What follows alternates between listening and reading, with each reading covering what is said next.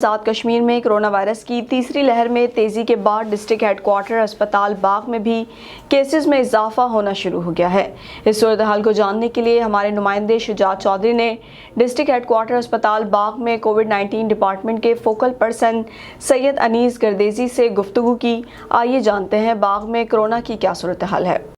جس وقت ہم موجود ہیں ڈسٹرکٹ ہیڈ کوارٹر اسپتال باغ میں، کرونا وائرس کی تیسری لہر میں شدت آنے کے بعد کرونا کیسز میں تیزی سے اضافہ ہوتا جا رہا ہے۔ اسی سلسلے میں ہم نے یہاں کے کووڈ-19 ڈپارٹمنٹ کے فوکل پرسن سید انیس گردیزی سے گفتگو بھی کی اور ان سے معلومات بھی حاصل کی۔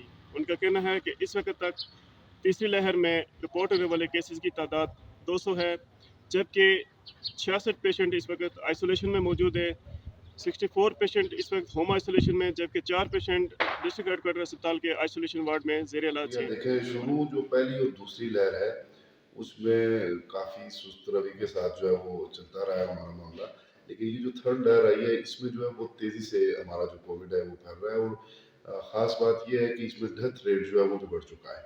ہمارا جو ہے اس وقت تک 608 ٹوٹل ڈسٹرکٹ باغ میں پیشنٹ ہوئے رپورٹ ہوئے ہیں جو مثبت آئے ہیں کووڈ کے، اور ان میں سے جو ہے وہ 500 لوگ جو ہیں وہ ڈسچارج ہو چکے ہیں۔ 108 اس وقت آئسولیشن میں موجود ہیں، جو مختلف ہوم آئسولیشن پلس آئسولیشن اسپتال میں موجود ہیں۔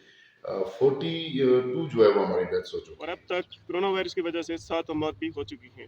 حکومتی احکامات اپنی جگہ پر، جبکہ یہاں باغ کی انتظامیہ بھی مکمل طور پر متحرک ہے کہ SOPs پر عمل درآمد کو یقینی بنایا جائے، تاہم شہریوں کی جانب سے ماسک نہ پہننے، SOPs پر عمل درآمد نہ کرنے اور سوشل ڈسٹینس برقرار نہ رکھنے جیسی شکایات موصول ہوئی ہیں، جس کے باعث حکومت آزاد کشمیر نے کرونا وائرس کے بڑھتے ہوئے کیسز کے پیش نظر خطے کے اندر 15 روز کے لیے مکمل طور پر لاک ڈاؤن کرنے کے بارے میں سوچا ہے۔